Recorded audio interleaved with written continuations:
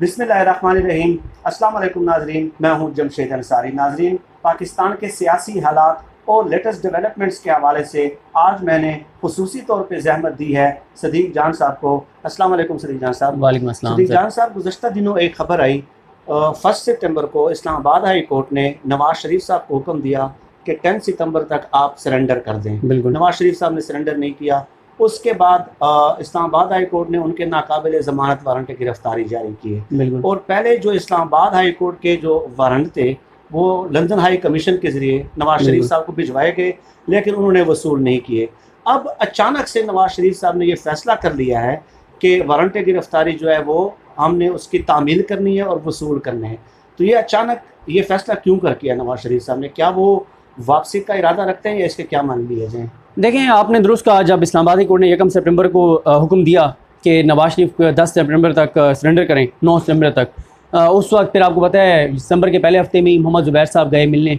जी हाँ, ताकतवर हलकों को मिलने गए और जाके यही दरख्वास्त की होगी कि डेडलाइन मिल गई है तो आप कुछ करें। उन्होंने जब कहा कि हम कुछ नहीं करेंगे, फिर नाकाबिल ज़मानत वारंट गिरफ्तारी जारी हो जाते हैं और उसके बाद नवाज शरीफ साहब वो वसूल नहीं करते। इस दौरान 20 सितंबर को APC हो जाती है। अब मैं उस तरफ आ रहा हूँ जो आपने कहा कि अब वो क्यों वसूल कर रहे हैं नाकाबिल ज़मानत वारंट गिरफ्तारी।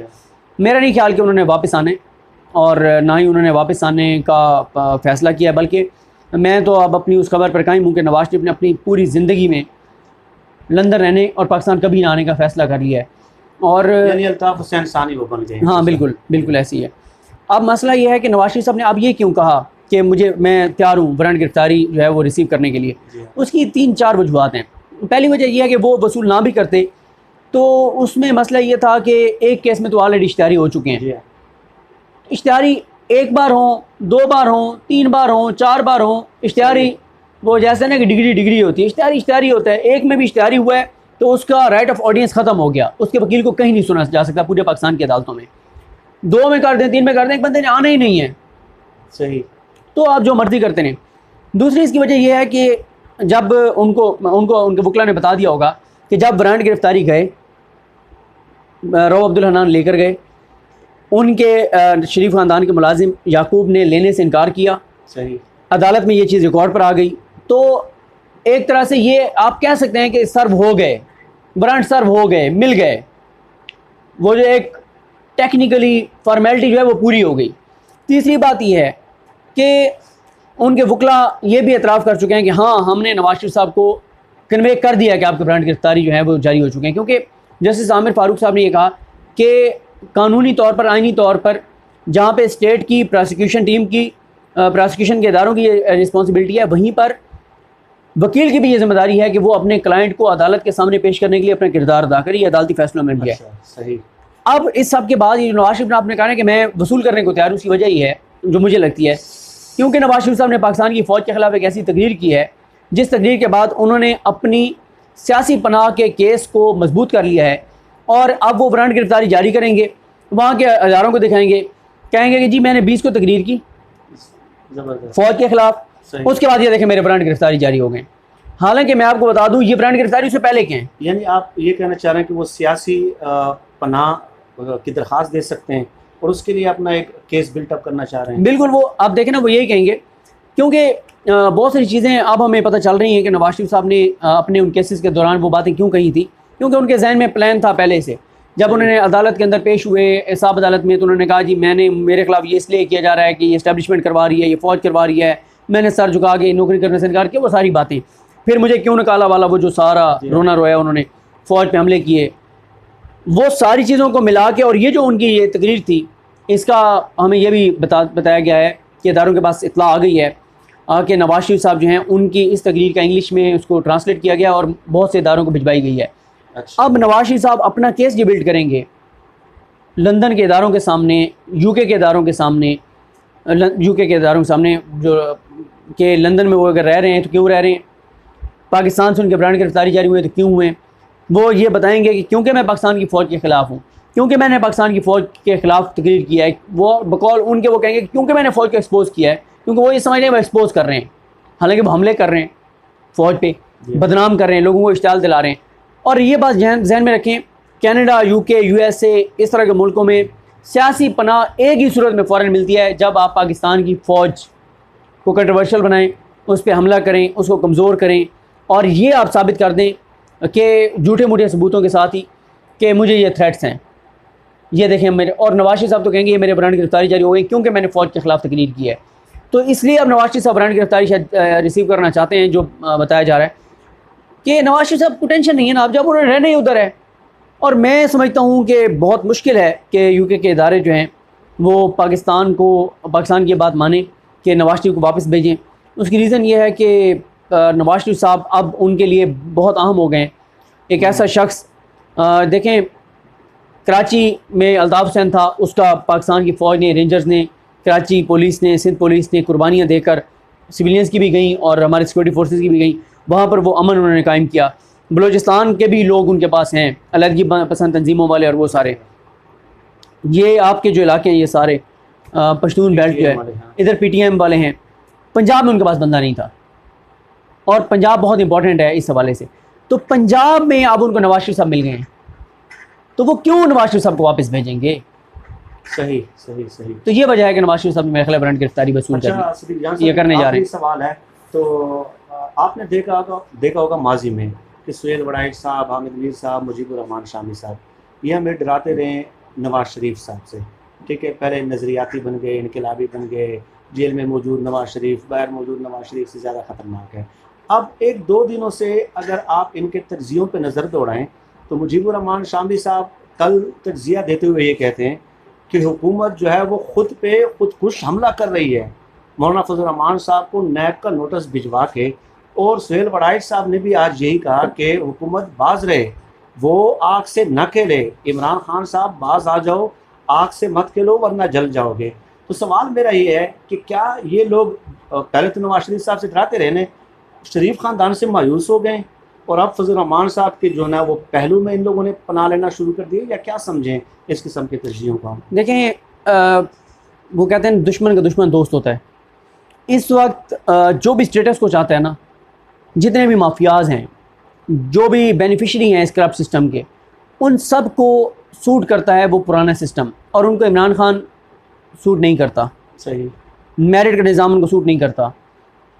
ये इमरान खान उनको इसलिए सूट नहीं करता कि इमरान खान जहाज़ भर के और नहीं लेकर जाता बाहर, विज़िट नहीं कराता, वहाँ पे शॉपिंग नहीं करवाता, गिफ्ट नहीं देता। इमरान खान बहुत सारे जो प्लाट देने वाले मामलात और बहुत सारे वो नहीं करता। अब सब को वो दिन याद आते हैं। वो एक क्लिप आपने देखा ना, वो जिसने कहा था तो याद आएगा नवाज शरीफ, वो बड़ा वायरल हुआ था, बड़ा मज़े का था। जी हाँ। तो इनको नवाज शरीफ याद आता है, और प्रोटोकॉल भी याद आता है कि वज़ीर-ए-आज़म ऑफिस इनको बुलाया जाता था, बिल्कुल ठीक है। और इन सहाफ़ियों के इर्द गिर्द जो ऑफिस बॉय होते थे और कनकनाती हुई प्लेटों के साथ वो तवाफ़ कर रहे होते थे ना इनके साथ, तो इनको इतना प्रोटोकॉल दिया जाता था, स्टेटस दिया जाता था, तो वो दिन पे डेफिनेटली इनको याद आते होंगे कि वज़ीर-ए-आज़म ऑफिस की तरफ से कोई बुलावा ही नहीं आता आजकल। ऐसे ही है। और देखें जमशेद अंसारी साहब, ये जो फजल रहमान साहब से डरा रहे हैं ना, रियासत से ताकतवर कोई नहीं होता। जी हाँ। जब आपको पता है जब तालिबान के ख़िलाफ़ ऑपरेशन शुरू होने लगा था तो एक सहाफ़ी हैं जियो के, उन्होंने डराया था कि 10,000 खुदकुश हमलावर ऐसे जिन्होंने जैकेटें पहनी हुई हैं और कुरान पे हलफ दिया हुआ है कि हम अपने आप को उड़ा देंगे और तबाह और बर्बाद कर देंगे। उन्होंने बार बार रियासत को डराया कि जिस दिन ऑपरेशन शुरू होगा एकदम धमाके होंगे और अल्लाह माफ़ करे पता नहीं लाखों लोग जो है उनकी शहादतें हो जाएंगी, कत्ल हो जाएंगे वो, और बड़े हालात ख़राब हो जाएंगे। रियासत से ताकतवर कोई नहीं होता जब रियासत फैसला कर लेती है। तो बाकी जहाँ तक फजल रहमान साहब की बात है, मैंने कल भी अपनी एक वीडियो में कहा था कि आप जाकर वो टॉक शोज़ और ट्वीट्स जाकर देखें। जब मौलाना ने ऐलान किया था मैं इस्लामाबाद जाऊँगा, उनके ऐलान करने से उनके वापस जाने के ऐलान तक कितना डराया गया था। सड़कों का फैसले होंगे, आ गया मौलाना, गिरा देगा, मार देगा, ले जाएगा, ये करता, बड़ा कुछ कहा, ठहर गया, और किस किस्म के अशार भी सुनाए गए और बड़े इशारे के नायों में। तो रियासत से ताकतवर कोई नहीं होता। और मैं ये समझता हूँ मौलाना साहब के ऊपर इखलाकी, समाजी, सियासी, इखलाकी, कानूनी, आइनी बहुत सी रिस्पॉन्सिबिलिटीज़ हैं कि वो जस्टिफाई करें अपने एहसासों और जदादों को। और देखें जमशेद अंसारी साहब, मैं एक वीडियो में डिटेल के साथ अपनी वीडियो में बता चुका हूँ कि मौलाना साहब पे जो इल्ज़ामात हैं ना, इमरान खान ने नहीं लगाए। ये तो जंग और जियो के इंकशाफात हैं। अंसार अब्बासी साहब के इल्ज़ामात और इंकशाफात हैं, और अंसार अब्बासी अपने डॉक्यूमेंट्स दिखाए थे कि मुशर्रफ दौर में मौलाना साहब को ज़मीनें दी गई फ़ौज की तरफ से, बिल्कुल, क्योंकि मुशर्रफ के साथ उनकी साज़बाज़ थी। मुशर्रफ को उन्होंने फेवर दी, उसके बदले में ज़मीनें मिली थी। अंसार अब्बासी साहब की स्टोरी है। और आजकल जो अपोजिशन की बड़ी लाडली हैं सना बुच्चा साहबा, उनके सबूत मौजूद हैं उनके प्रोग्राम में, जो वो कह रही हैं मौलाना साहब आपके बारे में है, मौलाना डीजल भी कहा जाता है, करप्शन के आपके ऊपर इल्ज़ामात हैं, ये इल्ज़ाम है, ये इल्ज़ाम है, ये इल्ज़ाम है। तो ये तो मीशकुल रहमान के चैनल के इल्ज़ामात हैं, जो मीशकुल रहमान आजकल इनका लाडला है, जिसका दर्द सताता है इनको, जिनकी बड़ी तकलीफ है इनको उनके जेल में रहने की। सही। तो उनके इंकशाफात हैं, इमरान खान के तो इल्ज़ामात नहीं है। बिल्कुल ठीक। और अगर आप समझते हैं कि आमदन से ज़्यादा एहसासों का नहीं पूछना चाहिए, आप 2000 से नैब का इदारा मौजूद है, आप 2018 तक 18 साल रहे, आपने 18 साल में क्यों नहीं नैब का कानून ख़त्म किया? पीपल्स पार्टी और नून लीग ने। बिल्कुल। आप आइन से 62-63 निकाल देते, बात ही खत्म हो जाती। लिख देते कि कोई चोर है, डकैत है, बेगैरत है, उल्लू का पट्टा है, जो मर्जी है, जितना मर्जी को करप्ट है, अखलाकी तौर पे करप्ट है, माली तौर पे करप्ट है, जो मर्जी है, लुटेरा, लिफंगा, जानी, शराबी आ सकता है पार्लियामेंट में। आप लिख देते, ख़त्म कर देते 62-63, बात ख़त्म हो जाती। नैब का कानून ख़त्म कर देते कि किसी के असासे उसकी आमदन 10 लाख है महीने की और उसके असासे 2 करोड़ के महीने के बनने कोई मसला नहीं, आप लिख देते, बात खत्म हो जाती। जब कानून में वो मौजूद है, अगर तो नैब के कानून में नहीं है और नैब पूछ रहा है मौलाना फजल रहमान से, फिर ज्यादती है जस्टिस जावेद इकबाल की। अगर मौजूद है तो फिर क्या ज्यादती है भाई? सही। अगर इमरान खान से पूछा जा सकता तो फजल रहमान साहब से क्यों नहीं पूछा जा सकता? अब इमरान खान अगर ये कहता कि मैं क्रिकेटर रहा हूँ, मेरी बड़ी फैन फॉलोइंग है, मैं बाहर से ये करवा दूंगा, मैं पाकिस्तान से ये करवा दूंगा, मुझसे आप नहीं पूछ सकते, ये क्या बदतमीजी है भाई? ये क्या लॉजिक है?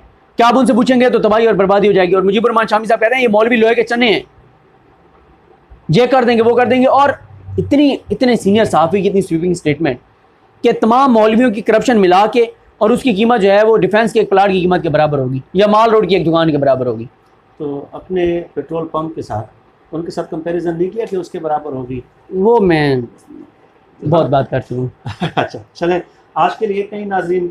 इस किस्म के मौज़ूआत पे आपसे नशिस्त होती रहेगी और सदीक जान साहब को भी आइंदा की वीडियोज़ में इंशाल्लाह हम ज़रूर ज़हमत देंगे। सदीक जान साहब का बहुत शुक्रिया। पाकिस्तान जिंदाबाद। अल्लाह हाफिज़।